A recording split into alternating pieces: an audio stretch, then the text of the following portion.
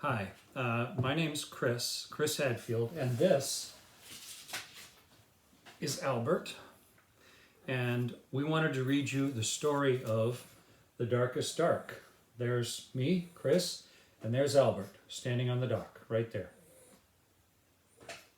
The Darkest Dark. You may have a copy of the book in front of you. I'll hold the pages up for you in a minute. Right, Albert? The Darkest Dark. Chris was an astronaut. There's Albert looking at me in my spaceship. Chris was an astronaut, an important and very busy astronaut. When it was time to take a bath, I'm running down the hall there with Albert. When it was time to take a bath, he told his mother, "I'd love to, but I'm saving the planet from aliens." There Albert and I are in the bath with our space helmets on. And when it was time to get out of the bath and go to bed, Chris told his father, politely, because astronauts are always polite, "Sorry, no can do. I'm on my way to Mars." An astronaut's work is never done. So astronauts do not like to sleep. Look carefully at the picture. Albert, you looking at the picture? If you look carefully at the picture, you can see there are some little people joining Albert and me there in my bedroom. Imaginary people. I used to think of them as aliens. Astronauts do not like to sleep, but their parents do. There's Chris and Albert in bed with his parents. "You're a big boy now," said Chris's father. "You have to sleep in your own bed." You doing okay, Albert? Yeah. And Chris tried. He really, really did. But his room was very dark. You want to get down? Okay, you can get down. His room was very dark. Very, very dark. The kind of dark that attracts the worst sort of aliens.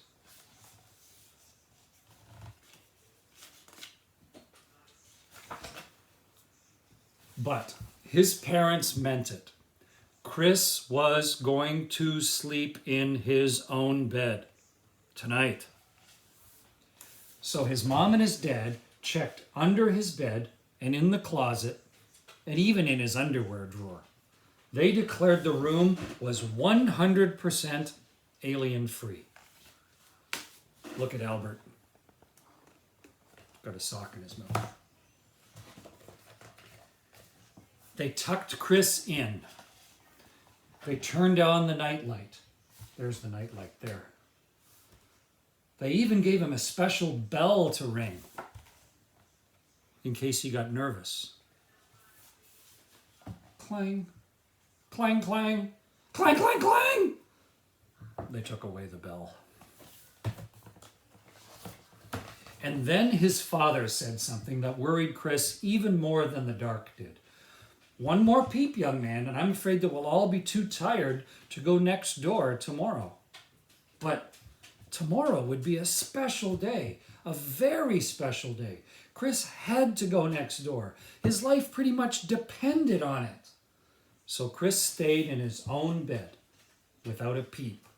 It took a long time to fall asleep, but when he did, he had his favorite dream. He flew his spaceship all the way to the moon.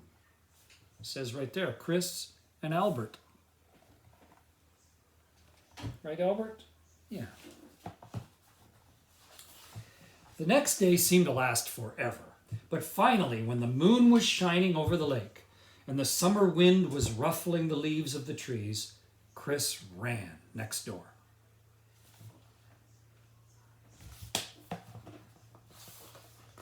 The house was already full of people, all gathered around the TV, the only TV on the whole island.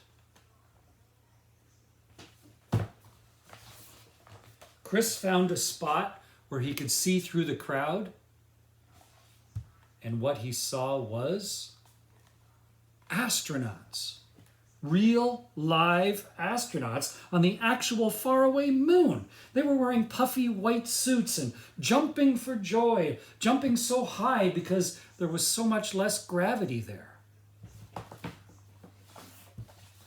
The grown-ups huddled around the TV were amazed. Their whole lives long, they'd never expected to see this sight.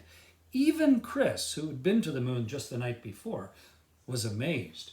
He'd never really noticed how dark it was.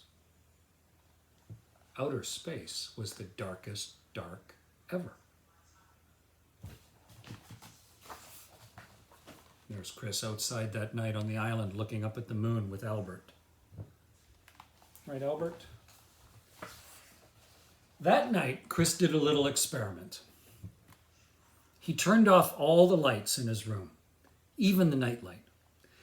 It was still dark, very, very dark, and there were still shadows that looked a little, well, alien. Nothing had changed, but Chris had changed. He'd seen that the darkness of the universe... You want up, Albert? Okay, you can come on. Come on, come sit up with me. Come on. Chris had seen that the darkness of the universe was so much bigger and deeper than the darkness in his room. But he was not afraid. He wanted to explore every corner of the night sky. For the first time, Chris could see the power and the mystery and the velvety black beauty of the dark. And he realized you're never really alone there. Your dreams are always with you, just waiting, big dreams about the kind of person you want to be, wonderful dreams about the life you will live.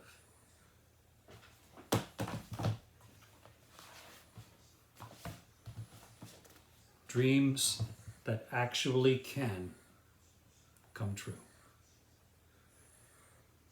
Right, Albert? Is that a nice story? The darkest dark. Hope you get a chance to read the book yourself too. Albert and I wish you be well, sweet dreams. And don't be afraid. The dark is for dreaming.